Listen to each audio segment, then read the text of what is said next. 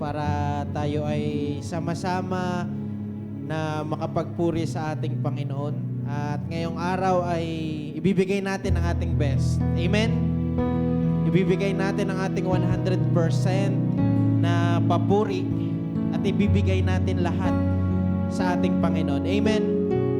Hallelujah. Palakpakan natin ang ating Panginoon. Hallelujah. Praise God. Hallelujah.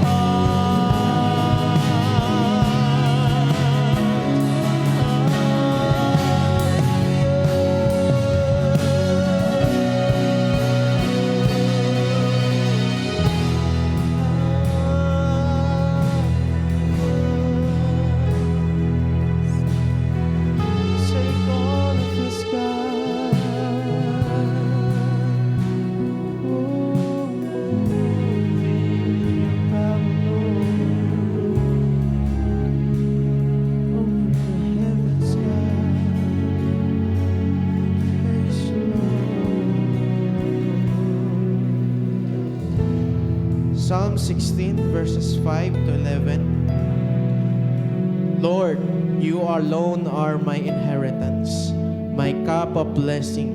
You guard all that is mine.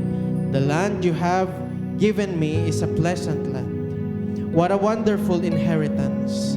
I will bless the Lord who guides me. Even at night, my heart instructs me. I know the Lord is always with me. I will not be shaken, for He is right beside me. No wonder my heart is glad and I rejoice. My body rests in safety. For you will not leave my soul among the dead, or allow your Holy One to rot in the grave. You will show me the way of life, granting me the joy of your presence and the pleasures of living with you forever. Yes, God. Sa aming pag-surrender, Panginoon, ang aming mga buhay. Everything else will follow. Yung mga blessing, yung mga guidance, yung peace, Panginoon, yung love, Panginoon. Mararanasan namin itong lahat as we surrender our life, as we fully give our life, Panginoon, sa aming Savior, sa aming God, sa aming one true God.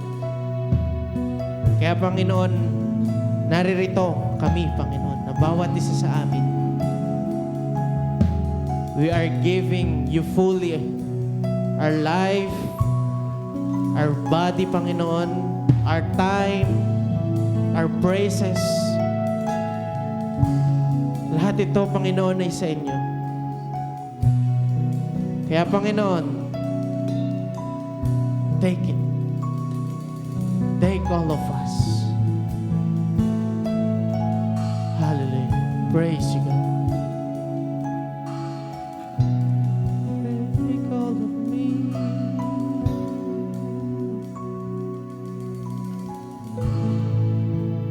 Take all of me for all of you. All-consuming fire. Take all of me for all of you. You're my heart's desire. Take all of me. Take all of me For all of you, all-consuming fire. consuming fire. Take Take all of me for all of you. You're my heart's desire. Take all of me for all of you. All-consuming fire. Take all of me for all of you. You're my heart's desire. Take for all of you, all-consuming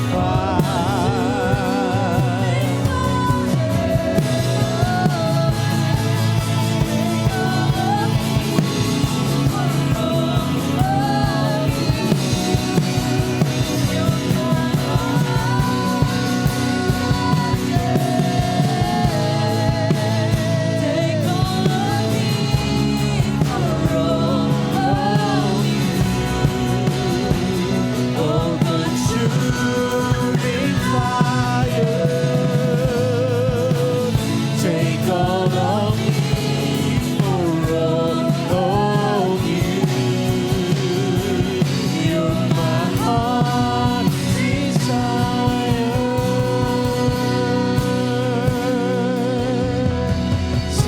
Take all of me. I give you my all for all of you.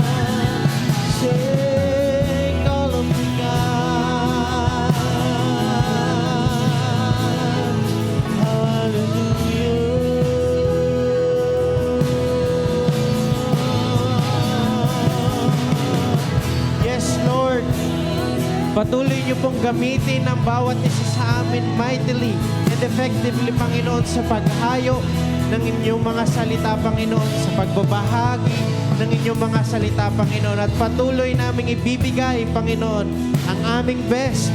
Patuloy naming ibibigay, Panginoon, ang aming papuri, ang aming pagsamba as we walk, Panginoon, sa lahat, Panginoon, ng binibigay niyong utos sa bawat isa sa amin. Kaya po, heto, ang bawat isa sa amin, fully, we surrender our lives.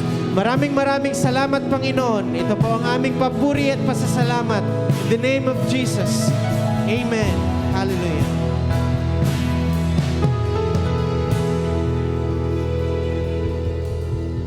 Muli po, magandang umaga sa bawat isa. Alam ko pong na-miss ninyo ang inyong mga katabi, ang ating mga kapatid. Kaya po ngayon ay ang oras para tayo ay makipagkamayan, makipagkamustahan, at makipagbesuhan.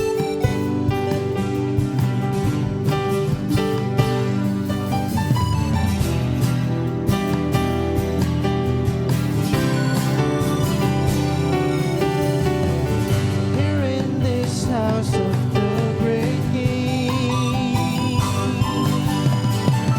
we come together now to worship Him. This house is built on Christ our rock. Cannot be shaken, cannot be shaken.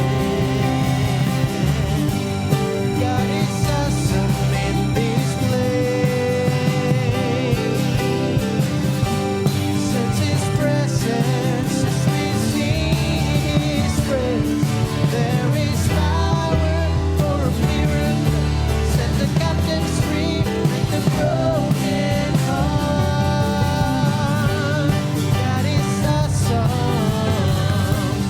He's so awesome. God is awesome. He's so awesome. God is awesome in this place. Here in this house of the great King,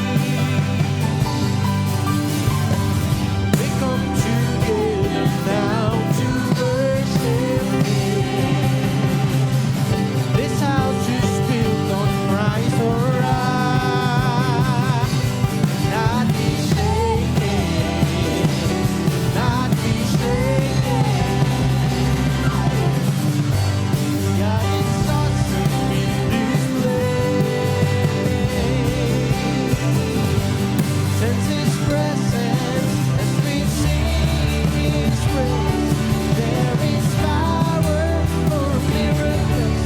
Set the captives free, break the broken heart. God is awesome. He's so awesome. God is awesome. He's so awesome. God is awesome in this place.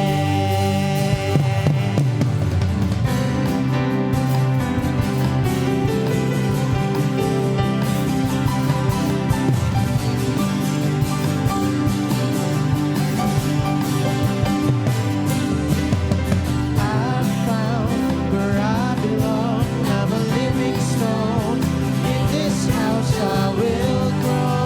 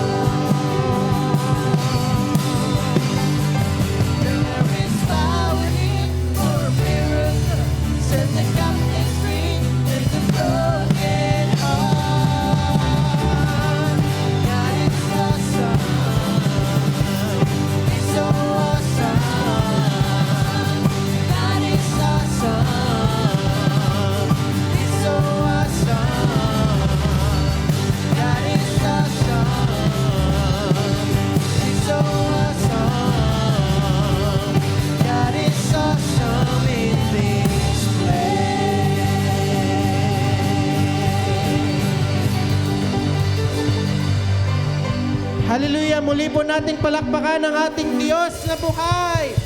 Hallelujah! Praise the Lord! Handa na po ba ang lahat na purihin ang ating Diyos? Sumigaw ng malakas na Amen! Amen! Hallelujah! Praise the Lord! Woo!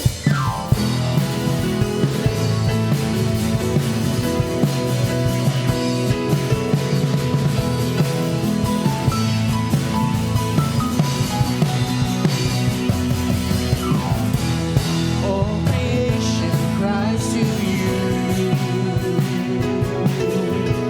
worshiping in spirit and in truth. Glory to the faithful one, Jesus Christ, God's Son.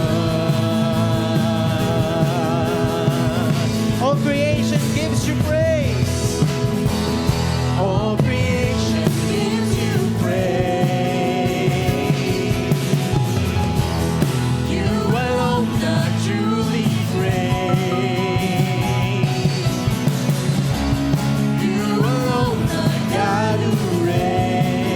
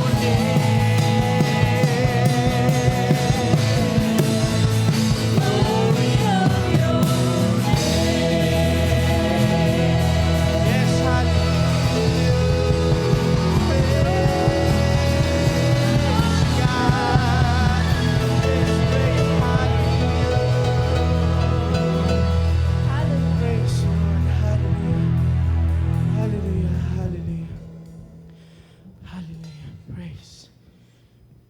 Praise you, God. Hallelujah. Tunay, Panginoon, na kayo ay great. Great God.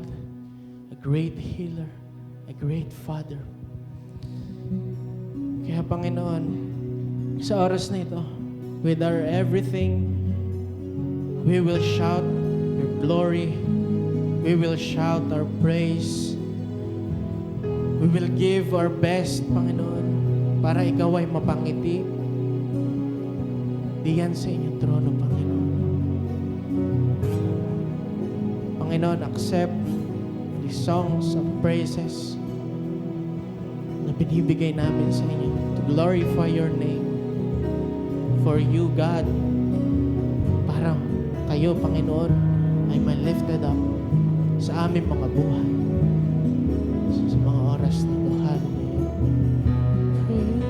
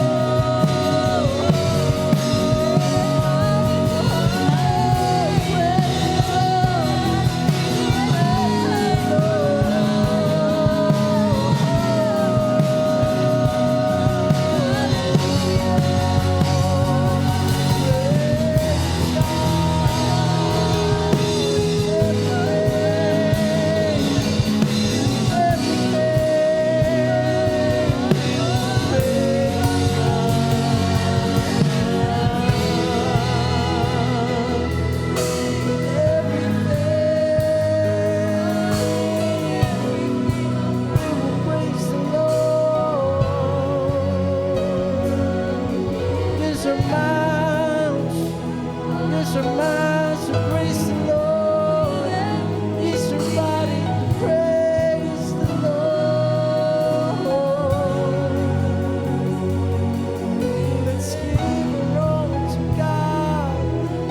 Let's give our all to God.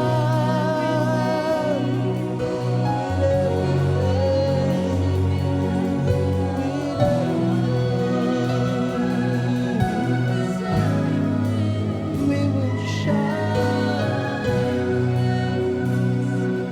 Praise the Lord.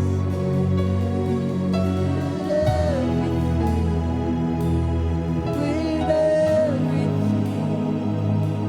we will shine for your glory. With everything,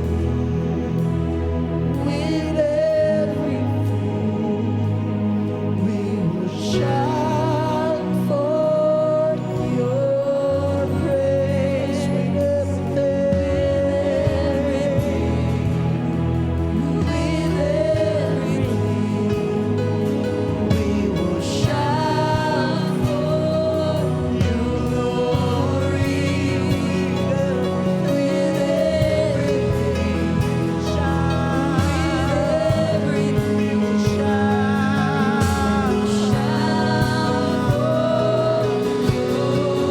Praise from our hearts. With everything, we will shout for your glory. With everything, from our hearts we cry, oh Lord. We will shout for your praise. Yes, with everything,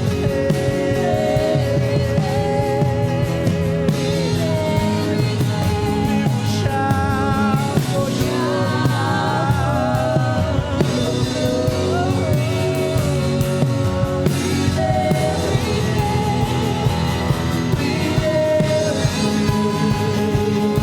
we will shout for praise. Our hearts they cry. Be glorified, be lifted higher above all names. For you are King. With everything, we will shout for glory. Our hearts they cry. Glorified, be lifted higher above all names. For you are King. With everything, we will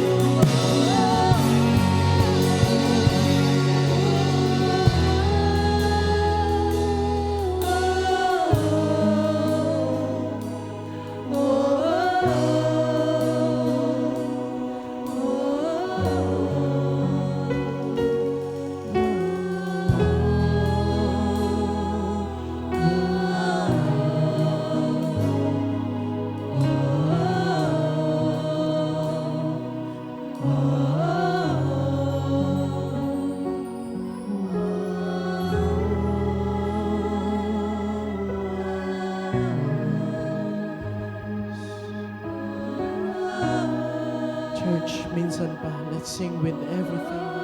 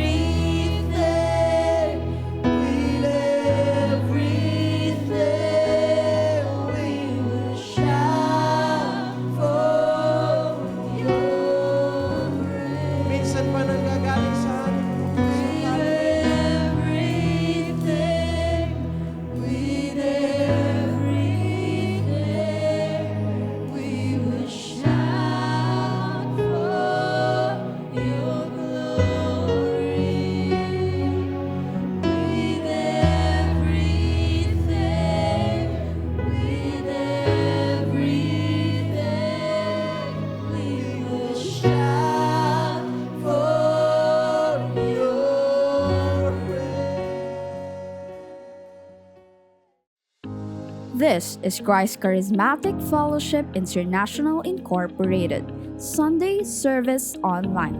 Here, we get to worship God and listen to His Word together online.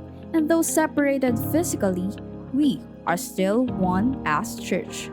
We are one in the body of Christ. So buckle up and get ready, because up next is the Word of God delivered to us by the CCFI SPB's Associate Pastor, Pastor John David Bautista. For more updates, please follow and like our Facebook page at facebook.com/ccfispb. You may also subscribe to our YouTube channel and be part of our growing community online. Enjoy the service and God bless. Alam natin na ang sineselebrate natin ay hindi lang kung ano yung sitwasyon natin sa buhay ngayon. So regardless of who we are, regardless of how we feel, we will celebrate because we know that the Christ is born. Amen? Grabe yung legacy ni Jesus Christ. Halos buong mundo nagse-celebrate ng birthday niya pag December 25.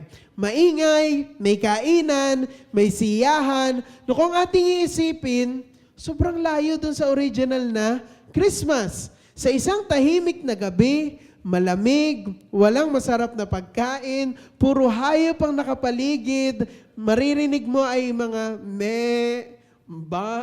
iba-ibang mga tunog ng hayop, at napakagulo, amoy, pupo ng hayop.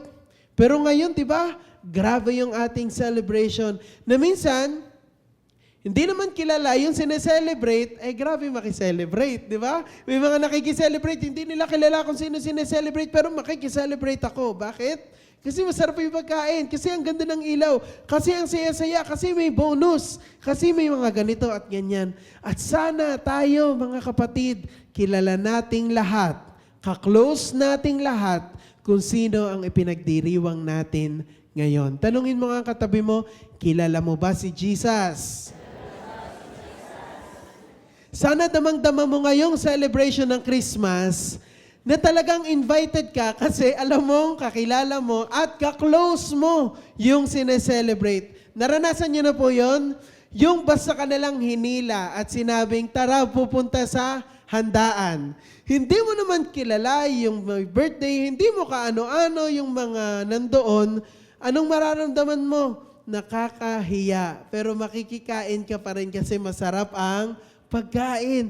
Pero nakakahiya kapag ka nakikiselebrate ka lang at basta ka na lang hinila. At yung may birthday, hindi mo kaklose. Di ba nakakapangliit yun? Tayo pong lahat ay tumayo at basahin natin ang Luke 2:1-7. In those days, Caesar Augustus issued a decree that a census should be taken of the entire Roman world. Census that took place while Quirinius was governor of Syria. And everyone went to their own town to register. So Joseph also went up from the town of Nazareth in Galilee to Judea, to Bethlehem, the town of David, because he belonged to the house and line of David. He went there to register with Mary, who was pledged to be married to him and was expecting a child.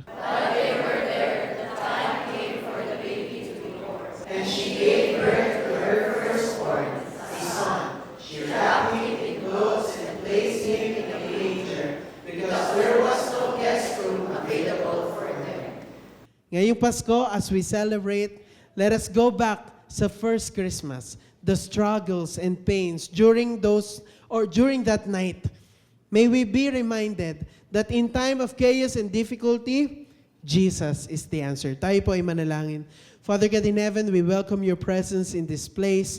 We thank you for bringing us here, O God. And alam namin, O God, na ang linggong ito, ang araw na ito ay hindi masasayang because we will meet you, O God. We will meet your word, O God, here in this place, O God. Kaya patuloy kang kumilos, mangusap, at kami ay magpapabagos sa iyo, Panginoon. Lord, sa iyo lang namin ibinabalik ang papuri, pasalamat, at pagdakila. In Jesus' name we pray. Amen. Palakpakan po natin ng Lord. Pwede na po tayong umupo. Ang title po ng ating sermon for today is Born into a Broken World.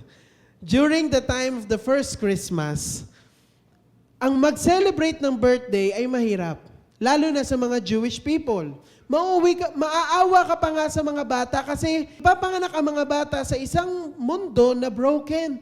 Ipapanganak ang bata during their time, lalo na pag isa kang Jewish or isa kang Hudyo, maaawa ka sa batang ipapanganak kasi parang nakatadhana siyang pahirapan, nakatadhana siyang maghirap, nakatadhana siyang i-oppress. Kasi ang mga Israelita during that time ay sinakop ng mga Romano. During Jesus' time, there was a great political oppression. Ang mga Israelita under the Roman rule, during their time, kilala kasi yung mga Romano na parang sila yung, grabe yung kanilang batas at sila yung pinaka nagre-reign. Grabe yung kanilang batas ka-unfair, especially sa mga hindi Romano. Yung taxation nila, very unfair. Mahirap makasabay, mahirap sumunod. At pag di ka nakabayad ng tax, kawawa ka, papahirapan ka. Yung military dominance ng Romans, sobrang lakas, sobrang lala, na nakakaawa para sa mga Jewish people. Kaya mga Israelita noon, hirap na hirap. Kung mababasa natin sa Luke 2:1, in those days, Caesar Augustus issued a decree that a census should be taken of the entire Roman world. Gusto ni Caesar Augustus na hawak niya at kontrolado niya ang lahat. Kaya sa buong Roman world, meaning lahat ng mga bansa o mga lugar na nasakop ng mga Romano, gusto nila na nakalista sa census ang bawat isa. At ito, ine-emphasize nito yung control na hawak ng Rome towards everyone or upon everyone. At yung burden na nakalagay sa mga tao na hawak nila, kagaya ni na Mary at Joseph. Yung struggle ng mga taong katulad ni Mary at Joseph, mai-imagine natin, ang hirap palang mabuhay nung time na yon. Pero sabi ni Micah, sa Micah 5:2, "But you, Bethlehem Ephrathah, though you are small among the clans of Judah, out of you will come for me one who will be ruler over Israel." During Jesus' time, ganun kahirap. That's why they are waiting for that ruler na darating. Someone who will save them. Kasi ang mga Israelita, sunod-sunod na iba't ibang mga kingdoms ang nagre-reign at ibang mga kingdoms na yon under sila. Pinapahirapan sila. And this time, Roman civilization, Roman Empire ang may hawak sa kanila. At hindi lamang yung political oppression ang nangyayari, meron ding social and economic hardship. Imagine sa panahon na yon, sobrang daming tao sa Bethlehem. Kasi nga, dahil nung census, sabi ni Caesar Augustus, kinakailangan lahat ay magpalista, babalik sa kanyang mga origin places. So lahat ng mga taga Bethlehem ay kinakailangan bumalik sa Bethlehem at magpalista. Itong si Joseph ay galing sa lahi ni David. Kaya si David ay galing sa Bethlehem, kaya kinakailangan si Joseph kasama si Mary ay bumalik. So ang daming taong pumupunta ngayon sa Bethlehem, wala nang matuluyan. Wala nang matutulugan, sarado na lahat ng pinto, ang gulo-gulo, ang ingay-ingay. Buntis si Mary, napaka-stressful. Sabi sa Luke 2:7, "And she gave birth to her firstborn, a son. She wrapped him in clothes and placed him in a manger because there was no guest room available for them." During that time, yung kahirapan, yung poverty, yung gutom, yung sobrang struggle sa buhay, lalo na ng mga Jewish people, ay talamak na talamak. Hirap na hirap sila. Kaya itong mga Israelita, they are really waiting for a Savior na ipapanganak. Naghihintay sila sa sinasabi ng mga prophets sa Old Testament na lagi nilang binabasa, lagi nilang binabalikan na merong tagapagligtas na isisilang at ililigtas tayong lahat. Kaso nga lang, hindi yun ang ine-expect hindi yun ang dapat i-expect ng mga Israelita. They were just expecting for a political leader. Pero more than just a political leader, ang darating sa kanila at hindi nila alam yun. Kaya ang hirap sa kanilang intindihin ng mga nangyayari sa kanilang paligid. Hindi lang political oppression na nangyayari, hindi lang social and economic hardship, meron ding spiritual darkness that was going on among the Israelites. Kaya talagang, parang anong maiisip mo kapag dati feel mo na ikaw ay favorite ng Lord, na ikaw ang piniling nation, ikaw ang pinili ng Diyos, ikaw ang nag-iisang sa'yo nakatingin ng Diyos, biglang parang nasa na. For 400 years, 400 taon, wala nang prophetic messages na naririnig ang mga Israelita. After ni Malakay, wala na silang narinig. Tumahimik na ang mga prophets. Wala na silang narinig ng mga message. Kaya nga sabi ni Pastora last week, gulat na gulat ang mga shepherds kasi nagpakita sa kanila ang mga angel. For so many long years, for so many long time, wala silang nakitang miracles, wala silang nakitang mensahe, wala silang narinig from God. And ito biglang ang angels magpapakita. Ito yung dinanas ng mga Israelita. Most of the Israelites were already concluding or inaccept na nila that they were abandoned by God. Iniwan na tayo siguro ng Diyos. Hindi na siguro tayo mahal ng Diyos. Feeling nila pinaparusahan sila ng God. Kaya sobrang hirap na hirap sila sa sitwasyon nila. Kasi nga, from feeling na favorite ng God, biglang ito na tayo ngayon. Ano nang mangyayari sa atin? Kaya itong kabanganakan ni Jesus ay iprophesy ni Isaiah bilang pagdating ng isang liwanag, ng isang ilaw na magiging tanglaw sa kadiliman. Isaiah 9:2, the people walking in darkness have seen a great light. On those living in land of deep darkness, a light has dawned. Pero di ba, gaano kahirap ang buhay sa panahon na yon? You can just imagine the pains, yung iyak nila, ang daming nagwewelga ng mga Israelita. Ang daming mga Israelita na nagsisisigaw sa harap ng kampo ng mga Romano. Yung mga Israelita, pinapahirapan. Yung law nila na kapag ka-soldier ka, yung parang military, mas mataas sa kahit sinong tao. Kapag soldier ka, pwede kitang pagbuhatin. Kung gusto ko, kaya kitang utusan. Bawal kang tumanggi. Kasi ako ay isang Roman soldier. Ganon kahirap. So sila ay na-oppress, sila ay pinahihirapan. There were pains and struggles, iyakan, takot surrounding the birth of Jesus Christ. Ngayon, we're celebrating the birth of Jesus Christ. But imagine, isipin natin yung nangyayari during that time. Hirap na hirap ang lahat. Lahat ay nasasaktan, lahat ay nagdudusa. Si Mary, take note natin na first time niyang maging buntis. Tapos nagkabiglaan pa pagkabuntis ni Mary. Hindi niya ina-expect yun. Na ito na, buntis ako, manganganak na siya. Tapos si Joseph, hindi naman sa kanya galing yung baby. Tapos, hirap na hirap silang dalawa. They had to travel 90 miles mula Nazareth papuntang Bethlehem. Gano'n yun kalayo? Para lang magpalista ng pangalan? Para lang sumunod sa iniuutos ni Caesar Augustus? Grabe ang hirap ng buhay ng mga Israelita during that time. At kitang-kita natin sa buhay ni Mary and Joseph yung struggle. Yung biyahe nila na 90 miles na yun, sobrang dangerous kasi yung dadaanan nila ay mga desyerto, liblib na lugar. Pwede silang atakihin ng mga masasamang tao at pwede rin silang atakihin ng mga mababangis na hayop. And they had to go through that kasi nga, sila ay na-oppress ng isang empire or ng Roman Empire. Sabi po sa Luke 2:4-5, so Joseph also went up from the town of Nazareth in Galilee to Judea, to Bethlehem, the town of David, because he belonged to the house and line of David. He went there to register with Mary, who was pledged to be married to him and was expecting a child. Nung pinanganak si Jesus Christ, ipinanganak siya sa mundong punong-puno ng hirap, sakit at dusa. Ipinanganak siya sa mundong punong-puno ng violence. Imagine dahil ipinanganak ang Savior, si King Herod na paranoid, na isang bata ang aagaw sa trono niya or sa power niya. And it was just so easy for him na kuhanin ang mga buhay ng mga bata na under 2 years old. Sa sobrang paranoid, ganun ka-powerful ang nagre-reign that time na ganun lang sila magdesisyon.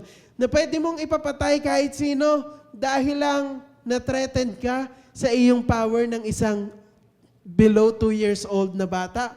Matthew 2:16-18, when Herod realized that he had been outwitted by the Magi, he was furious and he gave orders to kill all the boys in Bethlehem and its vicinity who were 2 years old and under, in accordance with the time he had learned from the Magi. Then what was said through the prophet Jeremiah was fulfilled. Ito yung sabi ni Prophet Jeremiah. A voice is heard in Ramah, weeping and great mourning, Rachel weeping for her children and refusing to be comforted because they are no more. Imagine yung mga families sa Bethlehem during that time, nagmumurn, nagluluksa. Lahat ay nalulukot, umiiyak kasi lahat ng mga batang lalaki na treasure talaga. Pagka lalaki kasi po ang anak, lalo na po during those time, nung oras, nung mga panahon na yon, pag lalaki ang anak mo, ito ay parang pinapaka-treasure nila kasi ito ang magdadala ng yaman. Ito ang magdadala ng line or ng pangalan ng ating pamilya. At lahat ng 2 years old sa Bethlehem na lalaki under 2 years old, pinapatay ni King Herod. Kaya namang itong sina Mary at Joseph, nagbiyahe na naman, di ba? Nagbiyahe sila papuntang Egypt para ilayo si Jesus sa threat of being killed by King Herod. A place of the unknown for Mary and Joseph. Imagine yung kanilang struggle. Imagine yung pinagdaanan ng pamilyang ito, pamilya ni Joseph.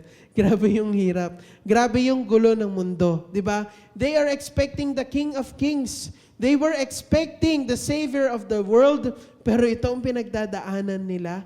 Ikaw ba ay pinangakuan na ng God ng isang blessing and then while you're waiting for that blessing, parang, Lord, may dadating ba talagang blessing? O parang sumpa naman itong parating, di ba?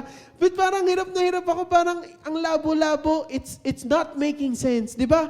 Kung ikaw ay pinangakuan ng Diyos at sinabing, darating ang Son of God, darating ang tagapagligtas ng mundo, at papangalan ng Emmanuel, kasama natin ang Diyos, bakit parang di ko naman ramdam, Lord, na kasama ko ang Diyos? Bakit di ko naman ramdam yung peace? Bakit hindi ko ramdam yung blessing? Dapat, di ba, kung ang God ang nasa sayo, ang King of Kings and Lord of Lords, dapat protektahan ako ng Diyos. Bakit ang gulo, ang hirap?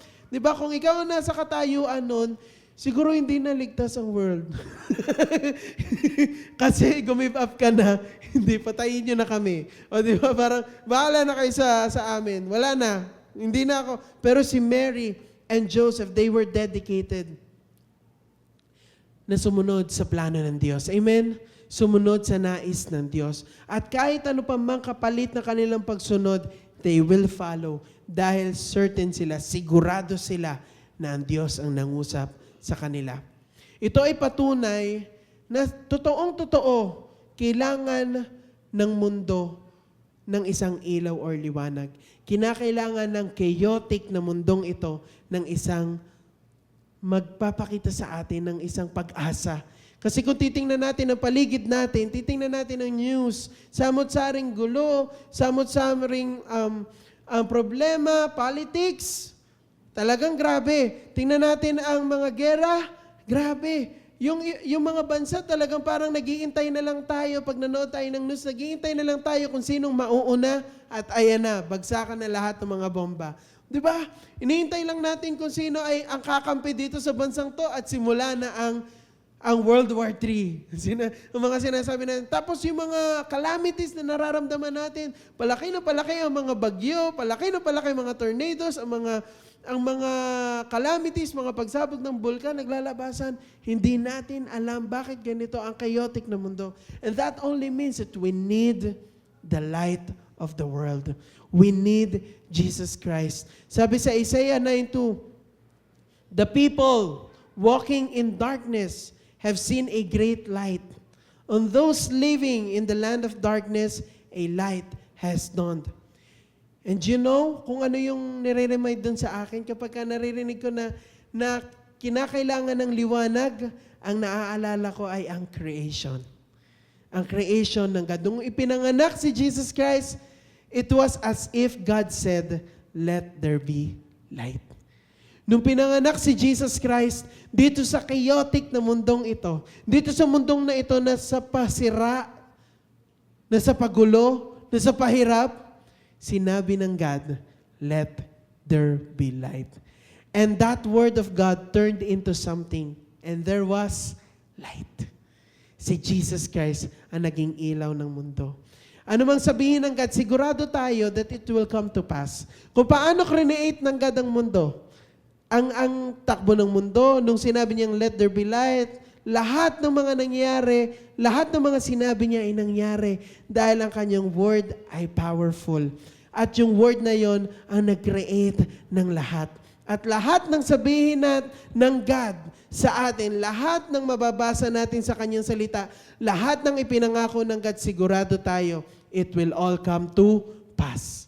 Mangyayari. Because our God is true to His promises. At yung kapanganakan ni Jesus Christ ay nagpapatunay lang sa atin that Jesus came as the ultimate fulfillment of God's Word. Si Jesus ay dumating bilang isang kasagutan. Siya yung kumumpleto. Siya yung Word turned into flesh. Siya yung Word ng God na naging flesh na pwede nating hawakan, pwede nating makausap, na nagpakain ng mga tao, nagpagaling, humawak doon sa mga may sakit at nagkaroon ng kagalingan. He is the ultimate fulfillment of God's Word. Kaya itong kapanganakan ni Jesus Christ, tuwing i-celebrate natin kasi alam natin na totoo ang God sa kanyang mga pangako. Totoo ang God sa kanyang mga salita. Na alam natin kung sinabi niya, I will never leave you nor forsake you, then He will never leave you. And He will never forsake you. Kung sinabi niya na mahal ka niya, pwede mong panghawakan yun na mahal ka niya. Kung sinabi niya na siya ang ating provider, then pwede mong panghawakan lahat ng sinabi niya, lahat ng mga na-encounter mo sa Bible, na Word of God, yan ay totoo at pwede mong panghawakan. Amen? Sige po, palakpakan natin ng Lord. Yun ang reminder sa atin, yun ang relevance ng pagkapanganak ni Jesus Christ na masasabi natin, totoo nga ang salita ng Diyos. Tumutupad siya sa kanyang mga pangako. Itong kapanganakan ni Jesus Christ ay isang patunay na tapat siya. Sabi mo nga, tapat ang Diyos.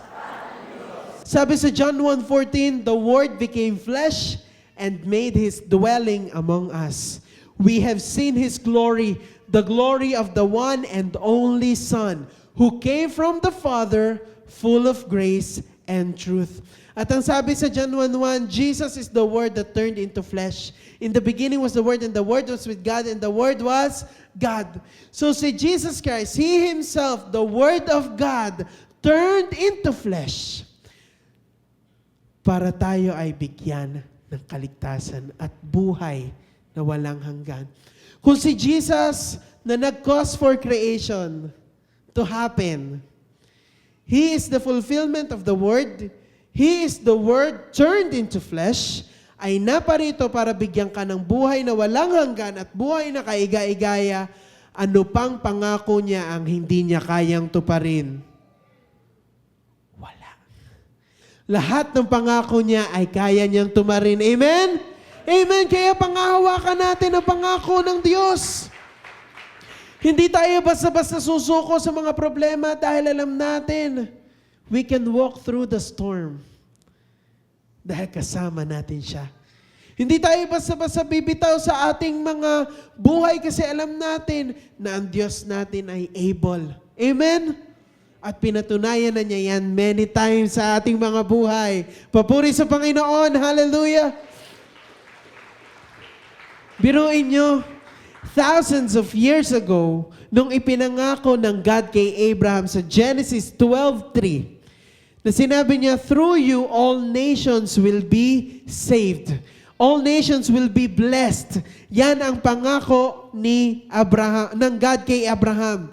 Ilang taon, ilang centuries, ilang mga dekada ang lumipas, ipinanganak si Jesus Christ, the King and Savior of the world. And even until now, yung promise ng God kay Abraham is so relevant because we get to experience that blessing, salvation through Christ Jesus. At totoo, indeed, God is true to His promises. Totoo ang Diyos sa kanyang mga pangako. Kaya tayo na kanyang mga anak, kung tayo ay tunay na nagre-rely sa kanyang salita, hindi tayo basta-basta tatalikod.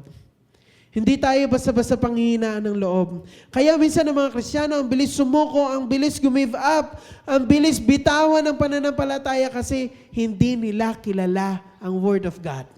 Hindi nila kilala si Jesus Christ. Hindi natin madalas inilalagay sa buhay natin ang salita ng Diyos, kaya ang bilis-bilis nating sumuko.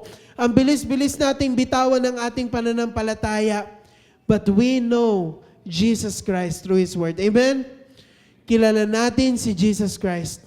At malalim ang ating pagkakakilala sa Kanyang salita, hindi tayo basta-basta susuko. Kaya this Christmas, kahit hirap na hirap ka, kahit ang daming pagsubok, kahit mag-isa ka, kahit magulo ang paligid mo, you know that Jesus Christ is with you at ikaw ay safe na safe. Amen?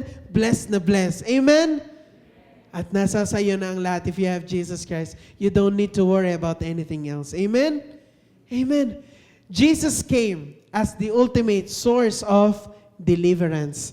Si Jesus Christ, ito yung relevance ng kanyang pagdating. Siya ay pinaka-source ng kaligtasan ng bawat isa. Siya lang at wala ng iba. Ang mga Israelites, they were expecting for a political Messiah. Naghihintay sila na ang ipapanganak na Messiah ay may espada. Ipapanganak sa mayamang pamilya na may mga warriors, may mga kabayo, at pag sinabing, talunin na natin ang mga Romano, susugot, tas mamamatay ang mga Romano. Yun yung imagination nila na every time na may sasakop sa kanila ng mga bansa, may darating para iligtas tayo. They were only thinking for a political savior, political Messiah. Naghihintay sila ng isang great nation builder. Naghihintay sila ng isang great warrior who will save them from the hands of Romans. Pero dumating si Jesus Christ for a greater mission. Higit pa sa political needs natin. Amen? Higit pa sa katugunan sa ating mga problema dito, ang Panginoong Jesus ay dumating para tayo iligtas sa isang mas mabigat na problema. Amen? He came to address a deeper need. Mas malalim pa sa pagkakaroon ng magandang bansa at buhay dito sa mundong ito. He came to give us spiritual salvation and liberty from our sins. Ang gusto ni Jesus Christ ay lumaya tayo sa ating mga kasalanan. Kaya through Jesus alone, kaya nating magkaroon ng pag-asa sa ating buhay. Pag-asa laban sa ating mga kasalanan. Sometimes we feel so hopeless. Kasi feeling natin talong-talo tayo kasi yung ating mga kasalanan parang hindi natin kayang bitawan. Hindi tayo makawala. Ang tagal-tagal mo ng Kristiyano pero yung kasalanan na yan, hanggang ngayon, kinokontrol ka pa din. Ayaw mo na, gusto mo nang kumawala pero bakit hirap na hirap kang lumaban? Bakit parang ang hirap bitawan ng kasalanan na to? Bakit hanggang ngayon I'm still enslaved by my own sins? Yan din ba ang tanong mo, kapatid? You need Jesus Christ. Sabihin mo sa katabi mo, you need Jesus. Ipinanganak si Jesus Christ for you to give you freedom and a new beginning. Kaya ang hirap na hirap ang mga Israelita na tanggapin ang katuroang ito kasi they were only expecting for a Savior na may espada, nalalaban para sa kanila, nararabanan ang Romano, napapatayin ang king, tapos sila na ang magiging the best nation na ulit. Na yung mga nababasa nila sa kanilang history book sa Old Testament, na si David, ganito, napatumba yung mga ganito, ito yung mga kalaban, tapos natalo lahat, nagtorotot lang. Torotot talaga. Hindi pa lang ang trompeta, bumagsak na ang wall. Sobrang gusto namin na bumalik na ulit yon, yung experience na yon. They were expecting na ganun ulit ang mangyayari. Yun lang ang iniintay nila. But Jesus Christ came for more than just that. Ipinanganak si Jesus for you to have freedom sa iyong mga kasalanan. Dahil ang kasalanan na yon ang nagdadala at humihila sa atin palayo dun sa original state. Sa creation, create tayo ng God sinless, pure. At yung relationship natin with God, as we can see sa Genesis, sa creation, sobrang close na magkasama sa Garden of Eden. But because of sin nasira, ang binubuo ni Jesus Christ ay yung relationship na yon. Nang sa gayon, we will be qualified through Jesus Christ na makarating doon sa kanyang kaharian at makasama ulit ang God kagaya ng sa Garden of Eden. Ito ang purpose ng pagdating ni Jesus Christ. Higit pa sa kasagutan sa problema ng mundong ito, na mga problema sa gera, problema sa politics, problema at gulo ng mga mundo. Oo, kaya-kaya yung solusyonan ni Jesus Christ. Pero dumating siya para sa iyong kaligtasan, sa iyong kasalanan. Kaya magdiwang ka dahil Jesus Christ saves. Sabihin mo nga sa katabi mo, mag-celebrate ka. Magse-celebrate at magse-celebrate tayo dahil anuman ang sitwasyon natin sa buhay, ang nagmamatter ay iniligtas ako ng Diyos. Di ba? Ang sarap no na nakatingin ka sa lamesa mo, na ang ulam mo ngayong Pasko ay hotdog at kanin lang ang nasa table mo. Pero, thank you Lord, saved ako. Di ba? Parang ano man ang mangyari, ang buhay ay magulo, nahihirapan, nasasaktan, they are in pain, nasa kalye ngayong Pasko.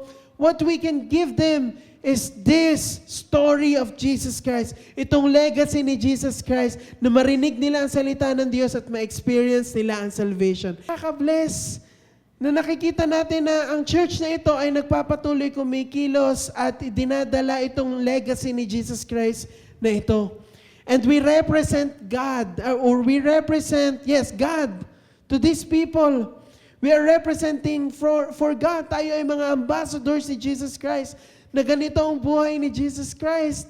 I will show these kids kung paano magmahal si Jesus Christ. Di ba? And if we can just give our lives, ibigay natin ang ating mga buhay, we will do so para lang makilala si Jesus Christ. Amen? Amen.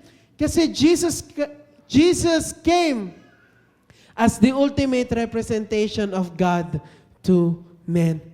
Yung humble na kapanganakan ni Jesus Christ doon sa sabsaban, doon sa manger na yon, na ang kati-kati kasi may mga damo, hindi mo alam, may mga pupo ng mga hayop na nakasabit-sabit, tas ang baho ng paligid.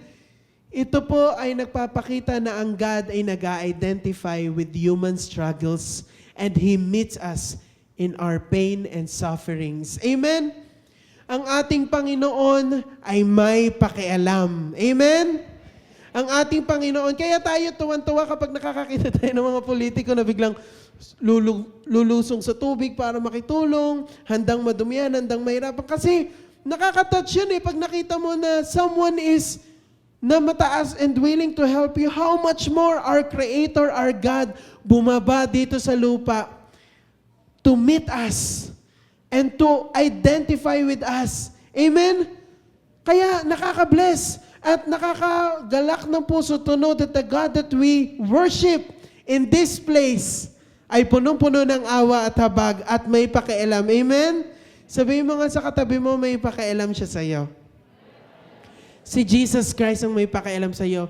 That's why we don't really need to trust or hindi natin kinakailangang ilagay ang buong pagtitiwala natin sa tao, sa mga leaders, sa mga kung sino-sino mga bagay, sa yaman ng mundo. We can trust our entire lives kay Jesus Christ. Amen? Ang ating Panginoon ay nakatingin sa atin. At kapag nalulungkot ka, nalulungkot siya. Kapag nasasaktan ka, nasasaktan siya. At kapag nabe-bless ka, masayang masaya siya. Imagine, hinubad niya ang glory niya for you and for me. And He identified with us, humans. Di ba? Kasi ako nag-i-imagine talaga ako kapag naisip ko, iniisip ko, Lord, ba't ka nga ba naging tao pa? Minsan, challenge ko pa rin yung mindset ko eh. Kasi sabi ko sa sarili ko, pwede namang dumating ka dito as a giant na kahit mas malaki lang sa lahat ng tao, kahit yung kaganto lang tayo sa Kanya, di ba parang lahat susunod kay Jesus Christ kapag ka may giant na, tapos ang dali ng lahat, ang saya-saya na, huy, ang Diyos namin ang laki-laki, ang sarap mas madaling magtiwala para sa mga tao kapag kakaiba ang dumating. But ang dumating ay isang Jesus Christ, isang manger sa sabsaban pinanganak. Pwedeng meron siyang special skills na pwedeng lumilipad or biglang nagte-teleport, lumilipat-lipat ng lugar. Ba't kaya hindi ka ganun na dumating, Jesus Christ? Tinatanong ko yung sarili ko. Or minsan, pwedeng may extra limbs ka. Kunwari, 6 ang kamay mo. Di ba? Para kakaiba lang. Or may pakpak ka. Di ba? Para mas feel na feel natin na siya yung ating Savior. Di ba? Pwedeng ganun siya dumating. O pwede namang ipinanganak siya at least sa pinakamayamang pamilya. Sa pinakamalambot na higaan. Pero pagkapanganak pa lang kay Jesus Christ, ang gusto niyang ipakita sa atin ay kasama natin siya. Kaya mo dahil kasama mo siya. And we can identify with Him. No? Na hindi na natin pwedeng sabihin na tao lang kasi si Jesus Christ ay nagkatawang tao at kinaya niyang i-overcome ang sin. Kinaya niyang maging righteous sa harapan ng God. Hindi na natin sasabihin, sorry, nagkakamali, tao lang. Hindi na. Kasi we know na si Jesus Christ ang ating fina-follow, namumuhay tayo ng ang Diyos ang ating sinusunod. Amen? At ang gusto natin ay laging siya ang masunod. Kasi pag sinabi ni Jesus Christ na magmahal kayo at hindi natin kinayang magmahal, iaano natin yun i-blame natin kay Jesus Christ na, kasi giant ka, kaya madali para sa yung gawin yan. Madali maging righteous kasi nakakalipad ka. Madaling tumulong sa iba kasi nakakapag-teleport ka, ako magbabiyahe pa. Si Jesus Christ, naging tao siya para ma-experience natin yung buhay na kinakailangan natin gawin. At ipakita sa atin, siya yung nag-set ng example kung paano mamuhay. Na kahit mahirap, kahit napaka-struggling, kahit masakit, kahit anong sitwasyon sa buhay mo, mayaman ka, mahirap ka, madali ang buhay, may trabaho ka or wala, you can still glorify God. Amen? Pwede kang maglingkod. Hindi na natin pwedeng idahilan yung ating mga sitwasyon sa buhay para tumigil na maglingkod sa Panginoon. Hindi na natin pwedeng idahilan yung ating mga hirap sa buhay para sabing, Lord, pass muna po ako sa pagtatites. Lord, pass muna po ako sa pagpunta dito sa ministry. Lord, hindi muna ako a-attend. Hindi na natin siya pwedeng idahilan because Jesus Christ, ipinamuhay niya yung life na dapat nating ipamuhay. Amen? And if we have Jesus Christ, mamumuhay din tayo kagaya ni Jesus Christ. He came to tell you na may kasama ka. Sabihin mo nga sa katabi mo, may kasama ka. He came to tell you na hindi ka nag-iisa. Sabihin mo sa katabi mo, hindi ka nag-iisa. He came to tell you na kaya mong mamuhay sa mundong ito. Na punong-puno ng gulo, punong-puno ng sufferings and pains, pero siya ang magiging source ng iyong hope, ng joy, ng righteousness mo dahil kasama mo siya. Kasama mo si Jesus Christ. Hindi ka niya iniiwanan. Hindi ka niya pababayaan. At yung kanyang legacy, tangan-tangan natin yan. Dala-dala natin yan. Na sana tayo din yung maging representation ng God sa mga tao sa paligid natin. Amen? Na makita nila na, ay, oo nga, si Jesus nga yung kanyang pinaglilingkuran. Na willing tayo na to go through discomfort. Willing tayo to go through pains and sufferings. Willing tayo na mahirapan, masaktan, mapagod para kay Jesus Christ. Amen? Para mag-glorify ang God. Para sundin ang plano ng Diyos. May plano ang Diyos sa ating mga buhay. And sometimes, mahihirapan talaga tayo. Para lang masunod ang nais ng Diyos, sometimes, masakit talaga.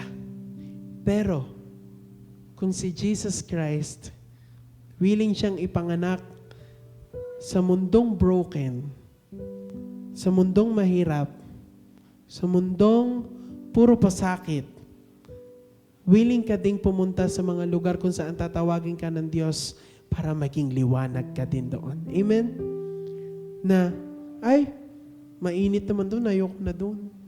Ay, walang sasakyan, hindi na ako sasama. Ay, walang maghahatid, ayoko. Walang pamerienda, hindi na. Ako na lang. Sila na lang. Ako na lang dito sa bahay. No. Ay, hindi ko gusto yung mga kasama ko. Hindi ko sila ka-close. Doon lang ako sa ka-close ko. No. We will continue to serve God no matter what. Amen? We will continue to represent Jesus in this world no matter what. Sabi sa Matthew 1:23, look, the virgin will conceive a child. She will give birth to a son, and they will call him Emmanuel, which means God is with us. God is with us. Kasama natin ang Diyos. As peace doesn't mean the absence of conflict, gaya ng ang peace ay hindi ang ibig sabihin ay wala ng problema or walang conflict. It tells us that God's presence in our lives is our ultimate peace. Na, oo, there will be problems, there will be a lot of trials and sufferings na kinailangan i-go through din ni Jesus Christ. Kahit magulo at mahirap ang buhay, kailangan sigurado tayo. Kasama natin ang source ng ating buhay. Amen? Mahirap at magulo. Ngayong Christmas, maaring hindi kagaya ng Christmas noon. Yung Christmas ngayon. Yung Christmas noon, mas masaya kasi nandito si ano. Yung Christmas noon, mas masaya kasi ang trabaho ko ganito. Ngayon, hindi na. Mga kapatid, ngayong Pasko, huwag kang makiselebrate lang. Be intentional. Kasi alam mo kung sino ang sineselebrate mo. At kakilala mo kung sino ang sineselebrate mo. Ka-close mo. As if brother mo. As if best friend mo ang nagse-celebrate ng birthday. Na mahal mo at inaabangan mo. Ayan na, palapit na yung birthday niya. Celebrate not just because you enjoy the music, the lights, and the food that you get to eat. Yung mga gifts na pwede mong matanggap, yung mga pera na pwedeng ma-receive, hindi dahil nun kaya ka magsa-celebrate. Celebrate dahil siya ang katugunan sa napakaraming problema at pagsubok na kinakaharap at kakaharapin pa ng mundong ito. At ano man ang pagsubok na dinadanas mo, know that God is in control. Know that Jesus Christ is with you. And He came to give you peace. He came to give you life. Celebrate dahil binigyan ka niya ng eternal life and eternal hope. Siya ang kasagutan at balang araw, kung tinanggap natin si Jesus Christ as our personal Lord and Savior, isang araw, He will bring us to a place where there is no more pains and sufferings. where we will just worship God endlessly and enjoy His presence. Tayo pong lahat ay tumayo. Palakpakan po natin ang ating Diyos. Ang Diyos natin ay gano'n na lamang ang kanyang pag-ibig sa atin, na willing siyang hubadin ang kanyang glory para lang ma-experience mo yung life na nasira because of sin. Sa Old Testament, sa Genesis, binigay niya ang buhay niya na sobrang laking downgrade yon sa kanya, na as the precious one of heaven. Kasi minsan na nakikita lang natin yung nasaktan siya sa krus, nahirapan at namatay siya sa krus. Pagkapanganak pa lang kay Jesus Christ, sobrang laking difference na nun sa kanyang life sa heaven. At yun yung willing siyang ibigay para sa iyo.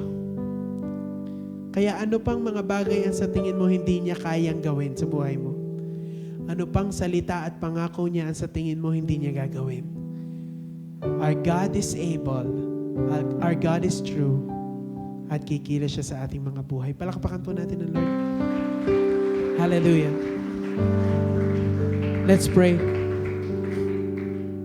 Jesus Christ, thank you for giving your life. Thank you for coming here to give us life, to give us hope, and to show us how to live humbly for your glory. Salamat, Panginoon, sa assurance, O God, that yes, there will be a lot of problems, sufferings, persecutions, and pains, O God, and difficulties, O God. Hindi po yan mawawala, pero sure din kami na hindi mo kami iiwanan. Sure kami na ang Diyos na aming pinaglilingkuran ay tapat sa kanyang mga pangako. At sigurado kami na ang Diyos namin ay makapangyarihan sa lahat. Thank you, Lord, sa Christmas, O God. Na Lord, ito yung hirap, ito yung pain, ito yung suffering, O God, that you had to endure, O God. But Lord, with all your heart, binigay mo sa amin, Panginoon, ng salvation, O God. Binigay mo sa amin itong assurance, O God. And Lord, salamat, Panginoon, dahil Ikaw ang nagpakita sa amin kung paano dapat kami mamuhay sa pagkapanganak mo pa lamang, Panginoon. Kung paano mamuhay ng marunong magpakumbaba, O God. Na hindi na namin titingnan ang aming sitwasyon, O God. Hindi na namin titingnan kung ano ang makukuha namin pabalik. Dahil Lord, sa totoo lang, wala kang makukuha sa amin. There's nothing that we can give that will compare to what you have given to us, O God. But Lord, you gave your life anyway. Kaya, Panginoon, kami ay lubos-lubos ang kagalakan. At Lord, kahit ang buhay namin ay sira-sira, magulo, hindi maganda sa iyong paningin, O God, but Lord, we will lay down our lives still. We will give you our everything, O God, because we know that your grace is enough para tanggapin ang mga ito, O God. Kaya Lord, this Christmas, O God, we will celebrate worshiping you. We will celebrate na mas magmamahal sa iyo, mas maglilingkod sa iyo, O God. At Lord, isa-celebrate namin hindi lamang from a perspective ng makabundong pananaw, O God, but Lord, we will celebrate, O God, knowing that our God is a victorious God, alive in us, and will never leave us, O God. Salamat, Panginoon. Kami ay mamumuhay na nagpapasalamat, nagpupuri, naglilingkod sa iyo, Panginoon. Dahil Ikaw ang Diyos na umibig sa amin ng walang kapares, walang katulad. Hallelujah. Panginoon, ibinabalik namin sa iyo ang pinakamataas na papuri, pasasalamat at pagdakila. In Jesus' name we pray. Amen.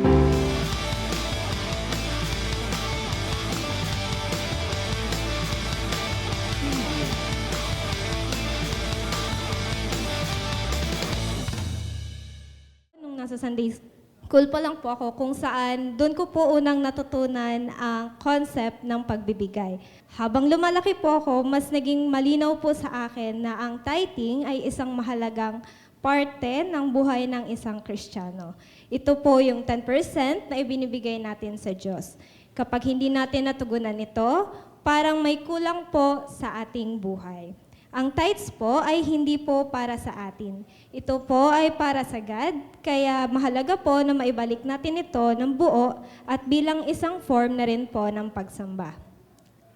Sa pagbabalik po natin ng ating tithes, may nakalaan pong promise ang God na pasasaganain niya tayo at bibigyan ng sapat at higit pa sa atin ang mga pangangailangan natin. Ito po ay hindi lamang tayo ang nakikinabang, kundi pati na rin po ang buong church para po sa gawain natin sa Lord. Ang sabi nga po sa 2 Corinthians 9 verse 8, "And God is able to bless you abundantly so that in all things at all times, having all that you need, you will abound in every good work." Tithing is more than just a giving. It is an act of worship. Ganon din naman po sa ating offering. We are blessed to be a blessing po para sa iba. When it comes on how we give our offerings, meron pong choice na laging pinagpipilian tayong mga anak ng God. It is whether to give with a desiring heart na so that our offerings would be a pleasing one to God, or to give it po out of fear or yung takot na hindi tayo makakatanggap ng any blessings from God.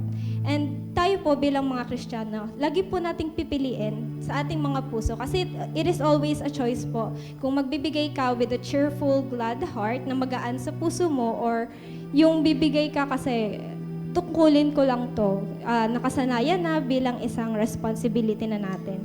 And another naman po ay yung building fund natin. And alam naman po natin na tayo ay nagpaplano na magpagawa po ng church. Ang building fund po ay isang instrument natin ng God upang matupad ang building na ating pinaplano. Ang God po ang magpapatupad nito sa tamang panahon. And sabi nga po sa Hebrews 10:24, "Let us think of ways to motivate one another to acts of love and good works." Kaya ina-encourage ko po kayo na ang bawat isa po ay makiisa sa ating mga gawain katulad ng tithes, offering, and building fund. Lagi po nating tandaan na hindi ito tungkol lang sa pera, ito po ay tungkol sa puso natin, sa pananampalataya natin, at sa relasyon natin sa Diyos. Kaya magbigay po tayo ng may kagalakan at pagtitiwala at buong pusong pagsamba. Tayo po magbigay.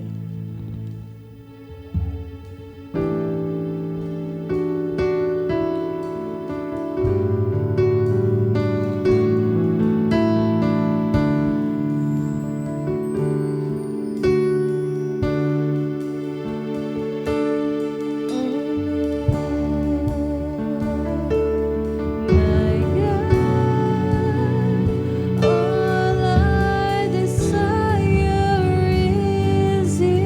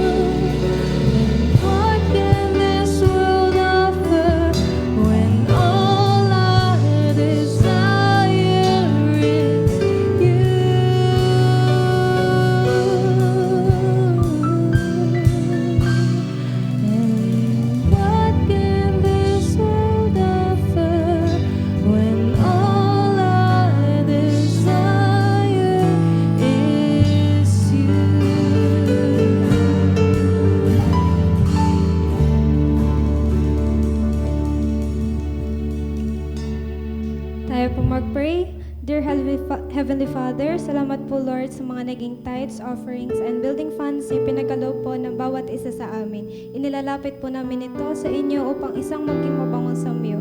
Thank you po Lord sa mga buhay ng mga taong ito. I-bless niyo po sila patuloy in all aspects.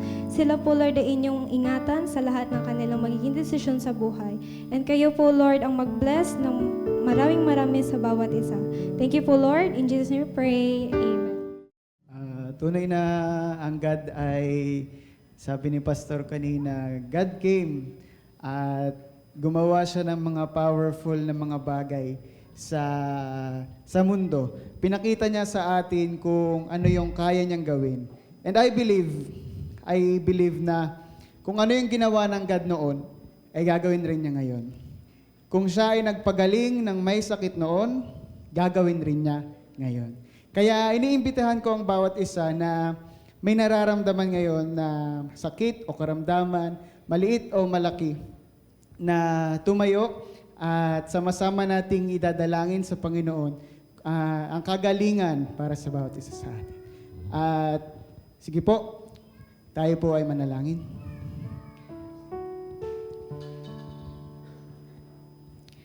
Panginoon, salamat dahil dumating ka sa mundong ito, Panginoon, para ipakita sa amin na kaya mo kaming samahan, tulungan, bigyan ng kagalingan, at iligtas sa lahat ng aming mga pinagdadaanan. You are a great God. You are a powerful God. At lahat, Panginoon, ng ginawa mo noon, ay kaya mong gawin ngayon. Kaya Panginoon, kami ay lumuluhod at lumalapit sa inyo, Panginoon. Dumadalangin kami, Panginoon, ng kagalingan na nagmumula sa inyo, Panginoon. You are our great healer, and nothing is big for you to heal, Panginoon.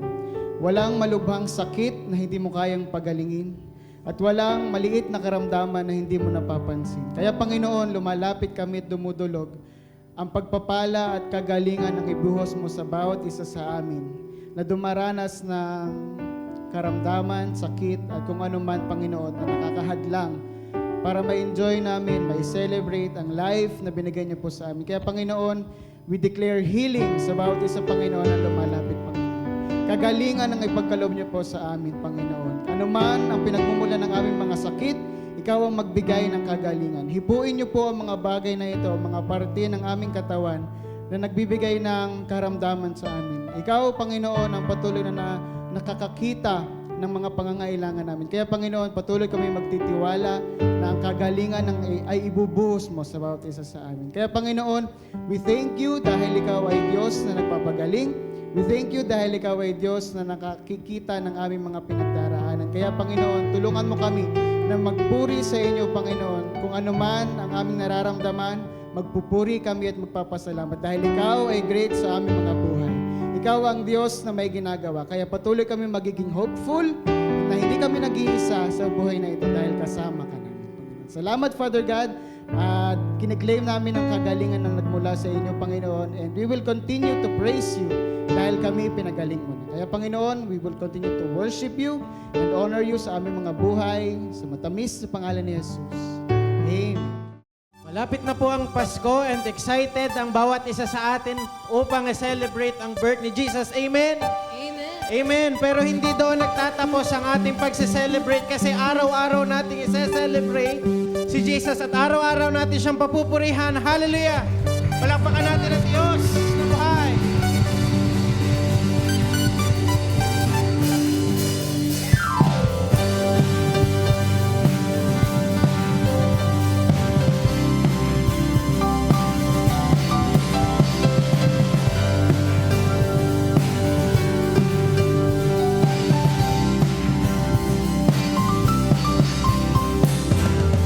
News of great joy for every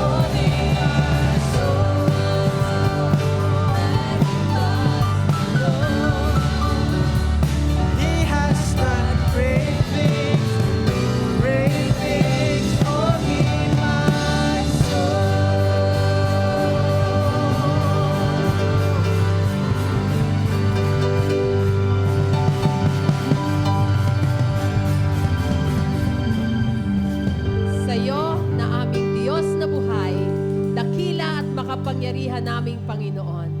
Ikaw na nagmahal sa iyong mga anak. Ikaw na nagbigay sa amin ng kaligtasan. Ikaw na nagkakaloob sa amin ng lahat ng aming mga pangangailangan at gumagawa ng himala sa aming mga buhay. Tanggapin mo, Panginoon, ang lahat ng papuri ng iyong mga anak. Tanggapin mo, Panginoon, ang lahat ng aming mga awitin. Ang lahat ng ito, Panginoon, ay para sa iyo, O God. Hallelujah, hallelujah sa iyong banal na pangalan. Tunay na dakila ka at wala kang katulad, Panginoon namin Diyos. Hallelujah, hallelujah. On that first Christmas, pinatunayan mo, Panginoon, ang iyong dakilang pagmamahal sa amin. Na kahit hindi kami karapat-dapat, dumating dito ang kaisa-isa mong anak, ipinanganak sa magulong mundong ito para bigyan kami ng kapayapaan. Ipinanganak dito sa mundo na puno ng problema para lutasin ang lahat ng problema na meron kami. Dito sa mundo na puno ng sakit, karamdaman, pagdurusa, pag-iyak, ikaw, Yesu Kristo, ang siyang nagbigay ng pag-asa. Kaya kami na yung mga anak, Panginoon, ay patuloy na magpupuri sa iyo. Jesus Christ, ikaw ang patuloy na maging sentro ng aming buhay. Maging itong darating na Pasko, turuan mo kami na yung mga anak na ipakita sa buong mundo na ikaw dapat ang napapupurihan. Ikaw dapat ang natataas. Ikaw dapat ang sineselebrate. Dakilang Diyos, alam namin na hindi lahat sa amin ay magaganda ang buhay, hindi lahat sa amin ay masasaya sa oras na ito. Pero isang bagay ang sigurado kami, meron kaming Diyos na concerned sa amin. Meron kaming Diyos na nagmamahal at handang yumakap sa kanyang mga anak. At anumang mga suliranin na meron kami, anumang mga problema na meron kami, anumang kahinaan, anumang mga bagay na pinoproblema namin, sa iyong paanan namin yan nilalapit sapagkat alam namin na sa iyo ay merong katugunan. Sa oras na ito, Panginoon, nagpapasalamat pa rin kami sa mga tao na ginamit mo dito sa harap ng stage, doon sa mga nagturo sa mga bata sa likod, sa lahat ng ginamit mo kahit behind the camera, O God. Pagpalain mo sila at ipakita mo, Panginoon, na hindi nasasayang ang lahat ng kanilang mga pagpapagal para sa iyo.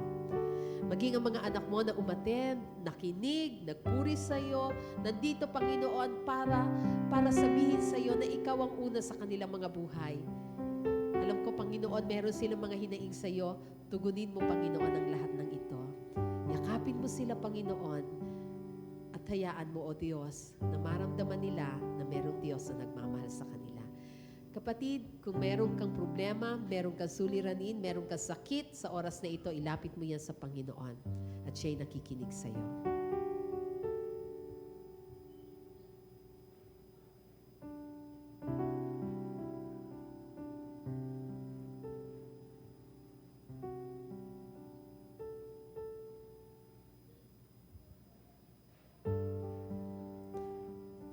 Church, let the word of God dwell in you richly, teaching and admonishing one another in all wisdom, singing psalms and hymns and spiritual songs with thankfulness in your heart to God.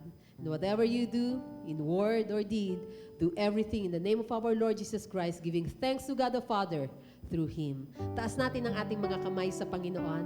And may the grace of our Lord Jesus Christ, the love of the Father, and the communion of the Holy Spirit be upon each and every one. And all God's children will say, Amen.